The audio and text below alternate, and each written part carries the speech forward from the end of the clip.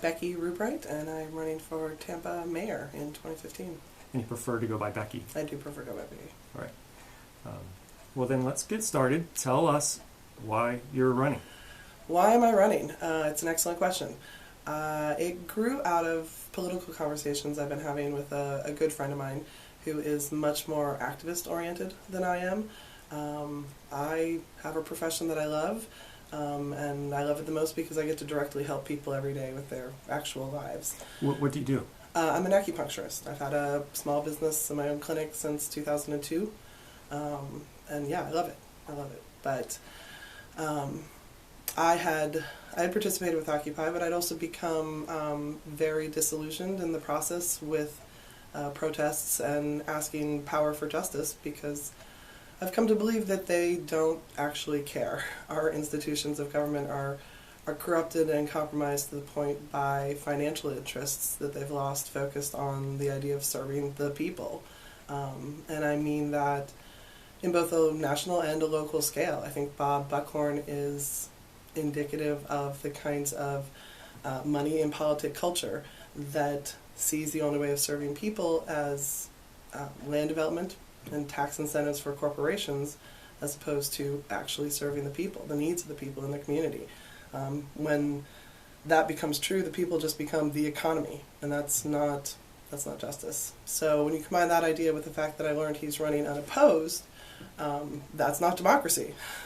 You need to have a choice, and certainly one of those choices needs to be representing the voices and concerns of the people, not just land developers. Some people may remember you from Occupy Tampa when that was going on. It was almost 3 years ago, really this week, that it started. And what was your interaction with the city, with Mayor Buckhorn, with the police force when you were with Occupy Tampa? Well, it was surprising and disturbing, honestly. I mean, I became involved because I was just excited about the fact that there was a movement potentially that was addressing some of the real concerns and the roots of some of the problems that we have with this country, which is money and politics. And in Occupy tried to cover a lot of ground as part of the problem, but I also think that income inequality is a huge part of that issue. And so the way that filtered down into Tampa, I mean, I was charged off the larger idea. And so then when it started happening here, it was just a passionate, emotional response to that.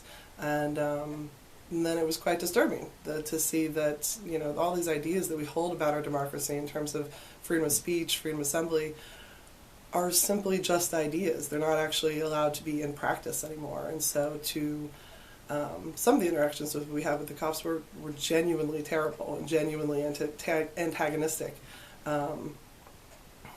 Bob wasn't as big a front and center person with that, but he certainly had the power to call them on or off. I mean, lots of different mayors in different parts of the country allowed these things to happen because they saw that they were part of the people taking part in the political process. Here in Tampa, that did not go like that. What's an example of a disturbing incident that may have happened between the police and Occupy Tampa? Personally, one of the most disturbing things I ever witnessed was when, because we had compromised, we weren't trying to take over a public space, we were on the edge of the sidewalk there outside of Curtis Hickson, because technically that is public space. It wasn't inside the park, which is controlled by the city and has its own rules. The sidewalk is supposed to be for anybody. But then the park would be closed at certain hours. I forget if it was dark or if it was 10 p.m. But as soon as that happened, the police would come and actively pull our stuff into the space we weren't allowed to be in, and then taunt us about coming and getting it. And that's just unprofessional. It's not serving and protecting the people, bottom line. People might say, well, it's a long shot. Bob Buckhorn has a lot of money behind him and a lot of political capital, and you're just an acupuncturist. I'm just a private citizen with a concerned mind and a voice. Well, why would you take this on? Because I'm crazy, I guess now.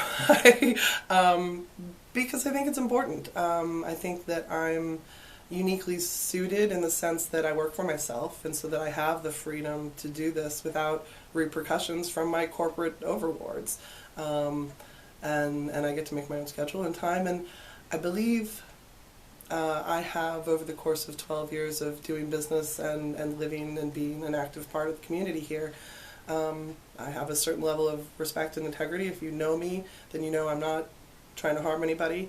I genuinely try to see the best interest of all of us promoted, and so, yeah, it's a long shot. I mean, I'm not going to go into this thinking that I can't do it. It's certainly possible, but I also understand that it's David and Goliath.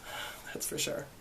And if people want to find out more, do you have any events or website or anything like that? Well, we are partly here today because my newishness to this whole process kind of outed me sooner than I probably would have if I had professional people managing the way I go about this. We don't have anything up just yet. We really are literally less than a week into taking this idea seriously.